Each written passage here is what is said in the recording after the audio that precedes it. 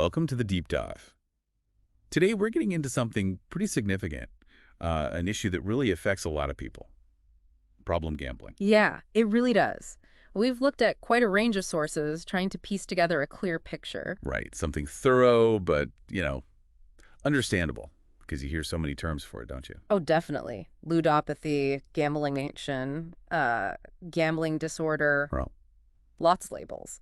so our mission today is really to understand what is it, what are the factors behind it, how do you spot it? And crucially, what kind of help is actually out there for people? And it's interesting how the view on it has shifted. Totally. It wasn't always seen as its own thing, but now the DSM-5, which is kind of the guidebook for mental health pros, Yeah. it actually classifies it as an addictive disorder, Yeah. right there alongside substance use problem. Wow, that's a big step, seeing it that way. It really is. It acknowledges the seriousness. Okay, so let's pin down that definition. Problem gambling. Mm. What are we really talking about? Well, at its heart, it's this pattern of gambling behavior that just keeps going, even when it's causing real harm, negative consequences. Harm that goes beyond just losing money. Exactly. It affects the gambler, obviously, but also their family, friends, sometimes the whole community. The Australian government actually has this broad definition focusing on those adverse consequences. So it's about the fallout, the ripple effect, not just a diagnostic checklist necessarily for that definition. Right, that specific one is more outcome focused. But then you have, say, the University of Maryland Medical Center definition. That's what I say. They focus on being unable to resist the impulse to gamble, even when you know it's going to lead to serious trouble, personally or socially. That irresistible urge sounds powerful. It is. And then for diagnosis, we do have the formal criteria in the DSM-5. That's the checklist. Ah, okay. And how does that work? You need to meet at least 4 out of 9 specific criteria within a 12-month period. Okay, let's maybe walk through some of those Yeah. because that gives a real sense of what it looks like. Sure. One is needing to gamble with more and more money to get the same excitement, like a tolerance. Right, chasing that buzz requires bigger bets. Yep. What else? Feeling restless or irritable if you try to cut down or stop gambling. Like withdrawal. Kind of, yeah. And then there are repeated but unsuccessful attempts to actually control it, cut back, or quit altogether. So wanting to stop, but not being able to. Exactly. Another big one is preoccupation. Just constantly thinking about gambling, reliving past bets, planning the next one, figuring out how to get money for gambling. It takes over your headspace. Completely. Yeah. And gambling when feeling distressed, anxious, depressed, helpless, using it as an escape. A coping mechanism that backfires. Definitely. Then there's chasing losses, going back after losing money to try and win it back. Which often just makes things worse, I imagine. Almost always. The criteria also include lying to hide how much you're gambling. Keeping it secret.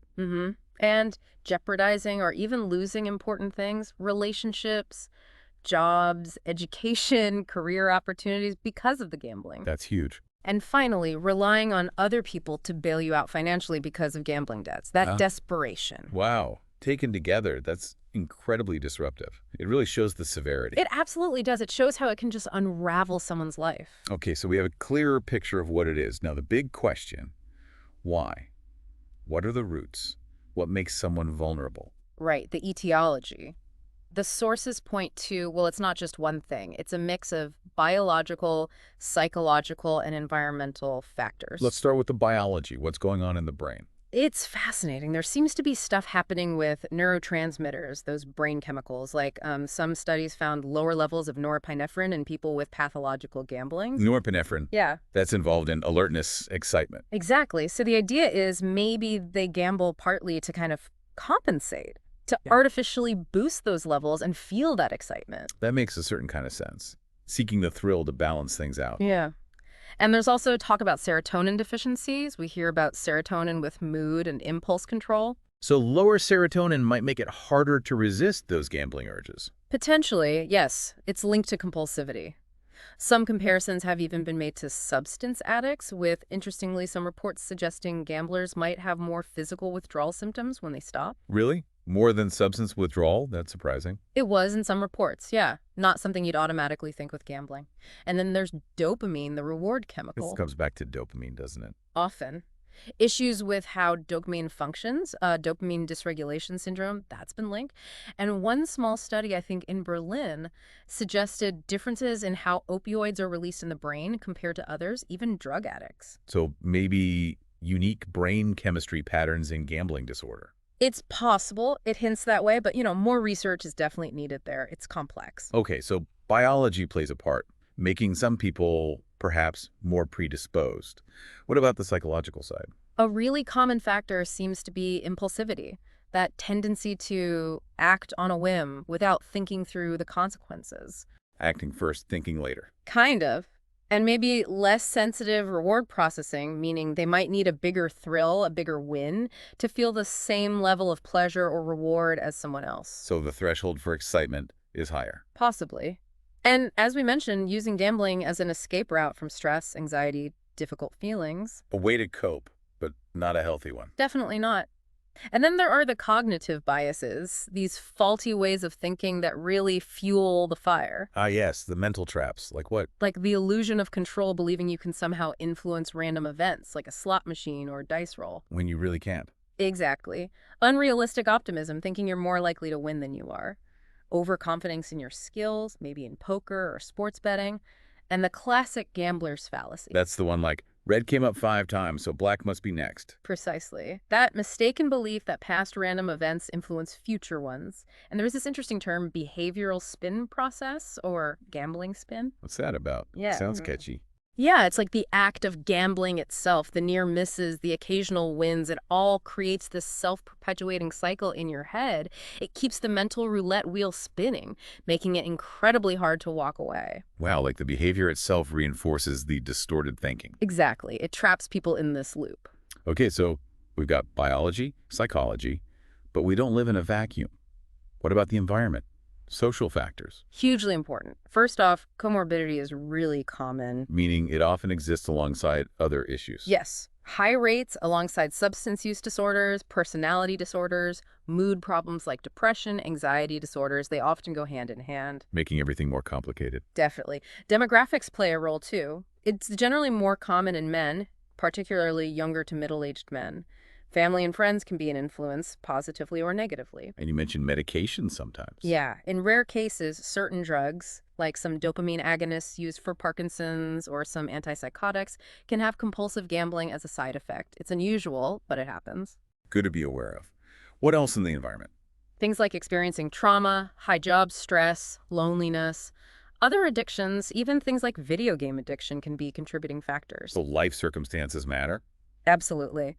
And there's the social model perspective. This looks at broader societal influences, like in the UK when laws changed in 2007 allowing widespread gambling advertising. Ah, yeah, suddenly it was everywhere. Exactly. That increased exposure, that normalization, it's argued that might have fueled problem gambling rates, making it seem more acceptable, more accessible. That makes sense. Constant triggers. We also saw stats about age and gender risk again. Right. Men seem to be at a slightly higher risk overall, and that 19 to 29 age group pops up as having the highest vulnerability. Interesting. Why that age group, do we think? Well, that leads into some fascinating ideas from evolutionary psychology. Okay, evolution. How does that connect? The idea is to look at gambling as a form of risky reward seeking. Our ancestors had to take risks sometimes for big payoffs, right? Maybe we overestimate potential gains because of that history. Like our brains are wired for the big score, even if it's unlikely. Possibly. And the theory suggests higher rates in men might link back to evolutionary competition taking risks to gain status or resources, which historically enhanced reproductive success. A very deep time perspective. It is. And the higher rates in young adults may be tied to that period of life focused on establishing status, finding mates when risk-taking might seem more appealing or necessary. Seeking status through potential wins. Could be part of it. And the uncertainty of the reward itself is key. Gambling isn't predictable, and that unpredictability can be incredibly motivating, keeping people hooked. That intermittent reinforcement thing. Sometimes you win, keeps you coming back. Yeah, exactly. And another angle is life history theory. It suggests people with a fast life strategy, more impulsive, focused on short-term gains, maybe grew up in less stable environments, might be more drawn to the immediate high-risk appeal of gambling. Wow. So it's this incredibly complex picture. Biology, psychology, our immediate environment, societal factors, even evolutionary echoes. It really is a web of influences. Okay, so given all that complexity, if someone thinks there is a problem either for themselves or someone else, Mhm. how do we actually identify it and what can be done? Let's talk diagnosis and treatment. Sure. For screening, there are tools. An older one is the South Oaks Gambling Screen, the SOGS. Is it still used much? It has been, but it's got limitations. One concern is that it might overestimate the problem, create false positives, identifying people who don't actually meet the criteria. Oh, okay, so what's used more now? Often, checklists based directly on the DSM criteria, DSM-4 or DSM-5, and other specific screening tools like NODS, the National Opinion Research Center, DSM Screen, or the CPGI, the Canadian Problem Gambling Inventory. Lots of acronyms. Yes. There's also the Victorian Gambling Screen, VGS, and the Problem Gambling Severity Index, PGSI. They all try to measure the extent and impact of the gambling behavior. Okay, and if a problem is identified, what happens next? What are the treatment options? There's a range. Counseling is fundamental for many. Then you have step-based programs like Gamblers Anonymous. Models on Alcoholics Anonymous, right? Exactly. They provide peer support, focus on shared experiences, and often have a strong emphasis on getting finances back in order. Self-help materials, other peer support groups, online ones too, for anonymity can be really valuable. That community support sounds vital. What about more formal therapies? Cognitive behavioral therapy, CBT, is a really common and effective approach. How does CBT help with gambling? It focuses on identifying those thought patterns, the moods, the cognitive biases we talked about that trigger and maintain gambling. And it teaches practical skills, relapse prevention, managing urges, finding alternatives. So changing the thinking and the behavior. Precisely. Other behavioral techniques too, like activity scheduling, planning enjoyable, non-gambling activities. Or desensitization, learning to cope with triggers. Makes sense. Is medication ever used? It's interesting. In the U.S., there are no FDA-approved medications specifically for gambling disorder. Oh, really? None at all. Nope. But doctors might use certain meds off-label, like SSRI antidepressants. Paroxetine is one that's shown some efficacy in studies. Even if depression isn't the main issue? Sometimes, yeah.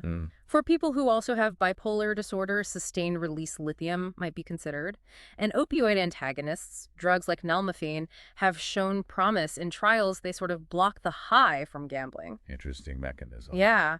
And there's also metacognitive training, which applies CBT concepts in a group setting, helping people think about their thinking, and motivational interviewing. What's the goal there? It's a counseling style that helps people build their own motivation to change. It's very collaborative, empathetic, avoids confrontation, guiding them towards wanting to stop rather than telling them they have to. Helping them find their why. Exactly.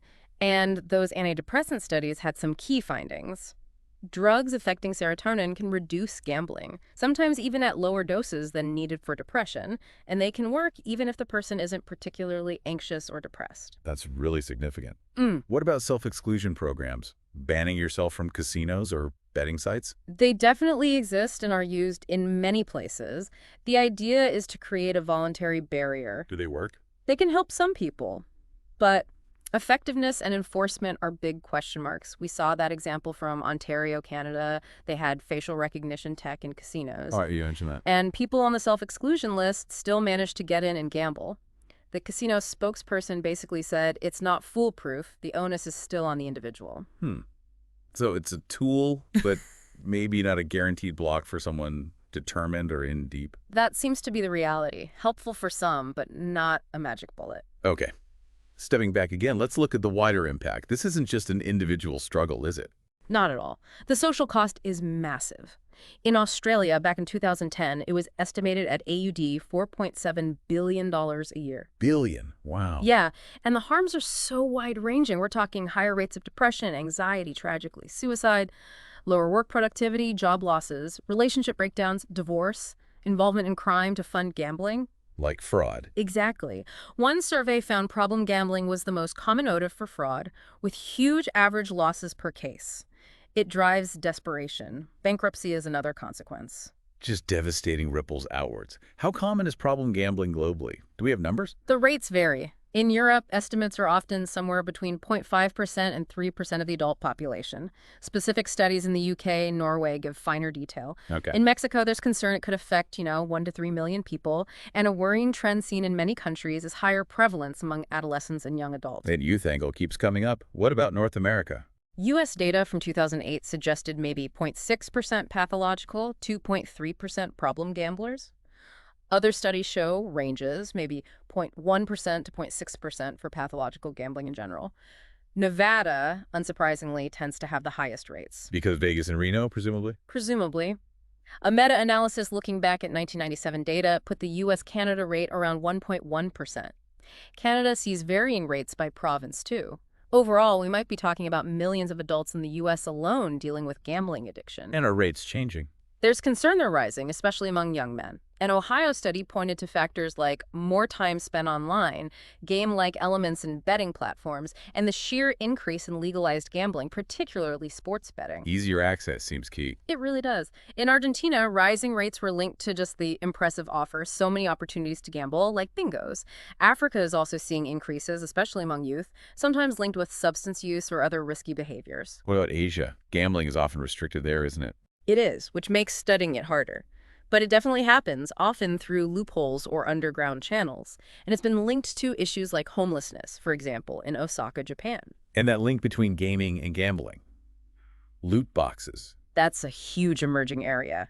Growing evidence suggests engaging with things like loot boxes in video games is associated with an increased risk of developing gambling problems later on.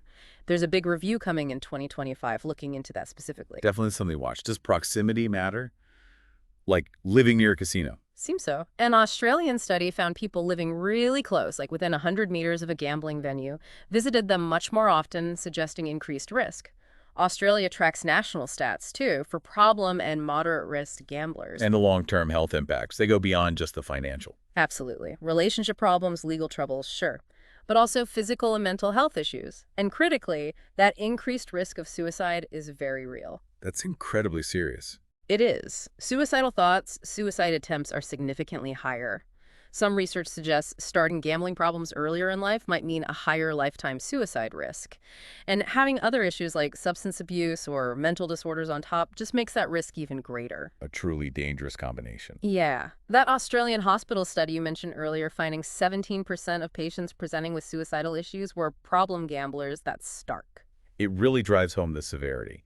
And it's telling that organizations like the UK Gambling Commission and the World Health Organization now classify gambling as a disease. Yes, and the WHO specifically added gaming disorder to its classification, the ICD-11. It's a recognition that these behavioral actions are serious health conditions. Okay, so wrapping this all up, it's crystal clear that problem gambling is, well, a deeply serious issue. Huge cost to individuals, huge cost to society. And it's now understood firmly as an addictive disorder, not a moral failing, but a complex condition with biological, psychological, and social roots. But importantly, there are ways to identify it. There are validated screening tools. And a whole range of treatment options. CBT, support groups like GA, sometimes medication, motivational interviewing. Recovery is possible. There is hope.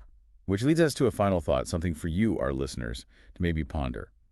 With gambling becoming so much more accessible now, online 24/7, integrated into video games via things like loot boxes, what does this mean for the future? Yeah, what are the implications for younger generations especially? How do we as a society strike that balance between allowing entertainment and preventing serious harm? What kind of prevention needs to happen in this constantly changing landscape? Definitely something we're thinking about. Thanks for joining us for this deep dive.